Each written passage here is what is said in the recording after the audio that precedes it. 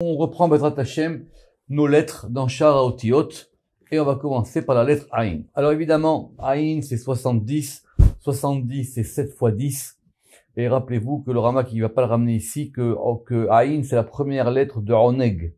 Vous vous rappelez que Oneg c'était le degré du Shabbat, c'est ce qu'on obtient le Shabbat, c'est le délice du Shabbat, mais en même temps quand c'est à la fin du mot c'est Nega, d'accord, parce que c'est Aïn Gan, c'est le Gan du Aïn, ou alors ça peut être aussi le Gan du degré qui est en bas, qui est le Aïn. En tout cas, d'après le Sefer Atmuna, au Piresh de Sefer Atmuna, qui a Otazé Ikara Biyesod, que son principe c'est lié à Yesod, parce que évidemment, elle a à la fois une forme comme si elle reçoit et en même temps elle donne plus bas. Or, c'est le principe même du Yesod, à savoir qu'il reçoit les sphirotes d'en haut. Rappelez-vous quand on avait fait la notion de l'entonnoir, si vous en souvenez, c'est comme un entonnoir qui reçoit et qui va donner vers le degré le plus bas. Maintenant, Aïn en hébreu, ça a plusieurs sens. Donc, soit on écrit Aïn, soit on écrit Ein. Aïn, évidemment, c'est l'œil. Et Ein, comme par exemple quand on dit Ein Gedi, je sais pas comment on traduit en français, c'est pas une source, c'est le point d'émergence de l'eau qui sort de la terre. D'accord? Ça c'est le Ein, et c'est pour ça qu'on avait le Ein Yaakov. Mais évidemment, à la forme construite, ça fait Ein. Donc le verset que le Ramak y ramène ici, En Hashem El Yirav, à savoir que le Dieu de Hashem, il est vers ceux qui le craignent. Et effectivement, c'est ce que je vous ai dit, le Ein Yaakov, c'est-à-dire Tiferet. Mais si c'est le Ein Yaakov, c'est pas Yaakov. Ça veut dire c'est le degré de jaillissement de Yaakov, et donc c'est le Yesod. Vederech ha-Yesod, mashgiach ha-Tiferet el ha-Malchut. C'est par le Yesod que Tiferet, il va donner à la Malchut. Alors, comment est-ce qu'on va former ce Aïn? Alors, il y a plusieurs manières. La première, Surata Mora, alors on fait un Nun. Donc, on va commencer par la droite, on fait un Nun. Du côté gauche, si j'ai bien compris, on fait un Zain. Et pour prolonger le Nun, on fait un Vav. En tout cas, il dit ici que c'est Nun, Zain, Vav. Mais on peut très bien considérer aussi qu'on met le Zain à gauche et qu'on met le Nun et le Vav à droite. En tout cas, on a donc trois éléments. Chez Piroucho, que c'est le Yesod, qui Mekabel Me'abina, qui reçoit de la Bina, par Netzach et Tiferet. Donc toujours pareil, il y a la lettre, ce qu'elle a comme forme, l'énergie qu'elle a en elle, et ce qu'elle va produire, et ce qu'elle reçoit. Donc ici, c'est un peu complexe. Donc on a dit que le Aïn lui-même, il était lié à Yesod. Il reçoit du côté de Bina, parce que Bina, on avait dit que c'était le Nun. Vous vous rappelez très bien. Netzach, on a dit que c'était Zain, et Vav, c'est Tiferet. Ou même Shalta, et si on veut attribuer cette lettre-là à une planète, c'est Kochav, comme on a vu dans le Sefer Yetzira. Je vous rappelle que ces lettres-là, elles font partie des 12 simples. Qui ou Levana, qui Yesod à la Malchut, parce qu'effectivement, c'est le même rapport que la Levana, comme le Yesod par rapport à la Malchut. Donc, on est à peu près d'accord que le Aïn, il est lié à ce degré de Yesod. Yesh Mishipiresh ki Aïn, Ibe Yesod. Veyesh la Bet Anafim. C'est vraiment cette lettre-là, elle a deux branches, elle a deux côtés. Vous voyez très bien. Un côté droit, Yamin, Vesmol, et un côté gauche. Mais à Yamin, Yonek, Salakedusha. Donc du côté droit, ça veut dire qu'elle reçoit un influx. Et rappelez-vous qu'à chaque fois, en haut, il y a un petit Yud. Donc le Yud, il indique l'influx qui descend. Donc du côté droit, elle va recevoir un influx qui passe par la branche droite du Aïn, qui est du côté de la Kedusha. Et du côté gauche, elle a aussi un influx. Mais cet influx, Yonek Tzad Atuma, ça va recevoir du côté de la Touma. Besod, Bet Amekorot Sheba Brit, parce que ce sont les deux flux qui sont dans le Brit, les deux canaux qui sont dans le Brit. Pour ça, le Rama qui dit Echad les Zera Taor, donc une pour le côté qui est pur, la semence, Vachini les Moutar à Metunaf, et l'autre côté pour les choses qui sont en plus, qui sont produites par le corps. Et j'ai déjà expliqué ça en long dans la porte des conduits. Vesham eteknu leshono od beot. Et là-bas, j'ai rapporté tout ça, lettre après lettre. Alors, c'était un grand sujet pour ceux qui s'en souviennent dans Sharat Sinorot. Sharat Sinorot, c'est la 7e porte. Et si je me souviens bien, c'est au chapitre 3 et au chapitre 4. Pourquoi? On va faire un petit peu de révision. Vous rappelez que ce que sont les Tsinoroth. Les Tsinoroth, ce sont des conduits. Ce sont les fameux dessins où on a les séphiroth, toujours faites sous forme, on va dire, de diagramme, avec la droite, la gauche et le milieu. Simplement, entre les séphiroth, on va mettre des traits. Et ces traits, ils indiquent donc des conduits. C'est comme des tuyaux qui vont indiquer le flux qui passe entre les séphiroth. Simplement, comme cette histoire des conduits, elle est évidemment dans la Kabbale prézoharique, le Ramak, il a une question par rapport au Zohar. À savoir que, est-ce qu'il y aurait un conduit directement de Netzach à droite et de Od à gauche dans la Malchut ou pas? Il dit que d'après le Zohar, c'est évident que tout passe par Yesod. Il ne peut pas y avoir de conduit qui amène directement de Netzach à Malchut ou de Od à Malchut. En tout cas, c'est clair que d'après le Zohar, le principe qui va donner dans les mondes d'en bas, c'est Yesod. On a vu que Yesod, c'est le Tzadik, Yesod, c'est Yosef, c'est lui qui vit au centre, c'est lui qui va donner la subsistance à ses frères, c'est lui qui va donner la prospérité à l'Égypte, c'est lui qui est le symbole de la fertilité, etc., etc. Et donc, le Ramak, il accorde une grande importance à ça, pour expliquer ces deux côtés-là, qui sont les deux côtés qui sont dans Yesod, et qui font que Yesod aussi, il a forcément un bon côté, et un côté qui est du côté gauche, qu'on va retrouver, comme je viens de dire, dans les deux traits, ou les deux barres, de droite et de gauche du Aïn. Ve'od Pirchou. Et on a expliqué aussi que le Aïn remez la Malchut ve'Tiferet, que ça indique aussi Malchut et Tiferet.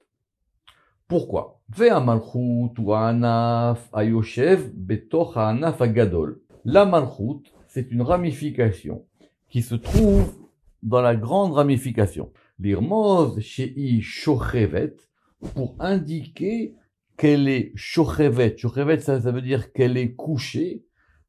Bechik doda, c'est comme si elle était couchée dans le sein de son bien-aimé. Comme si on voyait dans le Aïn, le côté féminin qui est, on pourrait dire même blotti en français, qui est blotti dans un degré plus haut. Et c'est vrai que cette notion de Aïn, elle indique bien le rapport qu'il y a entre les deux. Cette union qui se fait entre les deux. Pourquoi? Veyesh mishepiresh Aïn romed la malchut. Donc, c'est vrai que, alors évidemment, on va pas refaire tout ce qu'on a appris sur Yesod, dans Shamoud, Vanaga, etc. Mais c'est vrai qu'il y a tout dans Yesod. Parce que Yesod, c'est à la fois lui qui va permettre la jonction entre le masculin et le féminin. Et c'est lui, quelque part, qui est le passeur. Rappelez-vous qu'on avait dit le jardinier. Par exemple, c'est comme exactement la fonction du jour du vendredi. Le vendredi, c'est à la fois un pont et un passage entre la semaine et le Shabbat. Alors, donc, si on attribue ça à Malchut, Pirouche, Shekol, Ainaim, Be'amarot, Vagvanim, c'est-à-dire c'est comme si on va voir toutes les nuances, toutes les visions, Nir'im ba, on les voit en elle. Vekulan, Peulot, Aliada. Et donc maintenant, tout va agir par elle, comme on a expliqué dans Shar Agvanim.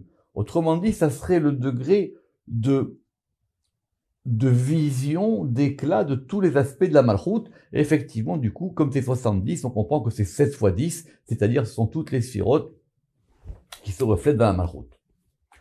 Et certains ont voulu donner une autre explication, et voilà ce qu'ils disent. Aïn. Donc c'est toujours ce qui ramène dans Shar Otiyot, un commentaire que je ne sais pas d'où il vient, où on va attribuer ça par rapport au Netivot. Vous vous rappelez les fameux 32 sentiers de la Chorma. Un natif Shela qui c'est à Noga. Et donc le Netiv, le sentier qui correspond à ça, ça serait le trône du Noga. Noga, j'espère que tout le monde sait. Noga, c'est une lumière, c'est un éclat qu'on avait vu dans la Merkava de Yechezkel. V'yeshla shne rashim. Effectivement, il y a deux têtes. il y a deux, oui, il y a deux têtes. Ve'igouf omed petucha. Et c'est considéré comme un corps qui se tient ouvert. On voit bien que le Aïn, c'est une lettre qui réceptionne. Les kabel pour el amaasé, pour pouvoir recevoir l'action qui va se dérouler. Donc effectivement, ça serait plus de ce degré lié à la malchoute. On voit bien ici que c'est vraiment intermédiaire entre la malchoute et Yesod. Ou les filles anishma me'azohar miksat mekomot. Effectivement, dans le Zohar, on a beaucoup d'explications sur le Haïn, et ce qu'il en ressort de plusieurs endroits, que le Haïn, il est le Yesod. Pourquoi? Parce qu'on va avoir des versets qui vont expliquer ça. Premièrement, parce que le Yesod, et ça, c'est marqué Haïn ou Yevorach. Tov Haïn ou Yevorach. Celui qui a le bon œil, il sera béni. Il y a beaucoup d'explications dans le Zohar sur le fait, le bon œil, le mauvais œil, et que quand on voit les choses avec un bon œil, quand on leur donne un bon influx, on reçoit donc la beracha. Et donc effectivement, si on reçoit la beracha par ce degré du Tov Haïn, littéralement, ça veut dire le bon Haïn, c'est-à-dire la bonne lettre Haïn, il est béni. Ou par exemple, quand on a dit Imrut Sadik Kitov, dites pour le juste que pour le juste c'est bien. Donc comme on a appliqué Tov Haïn et Tov au Tzadik, ça serait attribué à Yesod. Vechen berachot les roches Tzadik, et on a dit que les bénédictions, elles étaient sur la tête du Tzadik. C'est quoi la tête du Tzadik? Ça serait ici les deux pointes ou le haut de la lettre Haïn. Vechen berachot les roches Tzadik, ou les fichach et donc du coup, si on a un Aïn, un bon œil, ou un bon Aïn, on a aussi un Aïnara, l'œil qui est du côté du mal. Chez ou misitra desmala, parce qu'il correspond au côté de la gauche, et c'est le côté de la gauche qui l'emporte.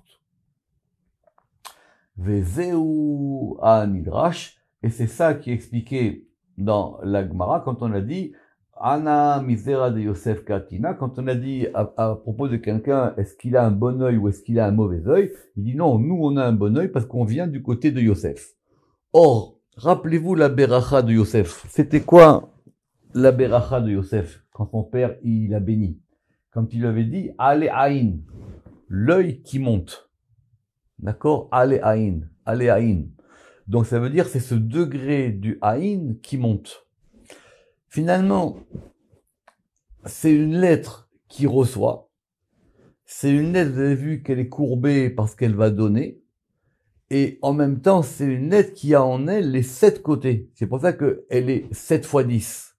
Aïn. Je vous ai dit à propos de Oneg. Veyesh Aïn Acher. Et quand tant qu'on est dans l'œil, rappelez-vous qu'on avait vu, d'ailleurs on va peut-être le voir dans Tifra des Sniuta, on avait vu dans la Hydra Rabbah qu'il y avait 3 yeux. Il y a l'œil de droite, l'œil de gauche et l'œil du centre. Or, dans la Hydra Rabbah, là-bas, on avait dit que dans la Ashgaruta Ila, dans la surveillance supérieure, il y a un œil qui ne se ferme jamais. Ine lo yanum velo yishan shomer Israël. Vous vous rappelez le verset qu'on a cité? On a marqué là-bas que Delonaim. C'est un œil qui est tout le temps ouvert. Et à tel point que c'est marqué là-bas dans l'Hydra qu'il n'a pas de paupières. Il peut pas se refermer. C'est quelque part l'œil de la providence. La providence que Franck a dit qu'on peut peut-être traduire la Garuta par la supervision. C'est pas mal. C'est-à-dire le fait que ça supervise. C'est ça l'histoire de Haïn. Et d'ailleurs, ça concorde avec tous les sens du mot.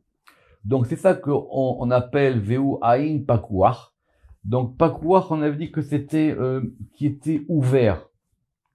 Chez En Gavot Enaim, et donc il n'a aucune paupière. Il peut pas se refermer. C'est un œil qui est tout le temps ouvert. Or, s'il est tout le temps ouvert et il indique ce côté-là de la surveillance divine, donc il est forcément au centre. Alav Klal, Veu Besod Elion, effectivement, il correspond à un secret supérieur qui donc correspond à Ari Hanpin. Ari Hanpin, j'espère que tout le monde sait ce que c'est-à-dire le long visage, et qui correspond donc à Keter, Kedenidrash Baïdra, comme c'est marqué dans la Hydra. Avant de terminer, il a pas ramené ici, mais il y a un verset où il y a 7 yeux, Sheva Enaim.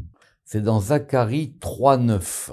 Kine haeven asher natati lifnei Yehoshua aleven achat shiva enaim. Sur une pierre, il y a 7 yeux.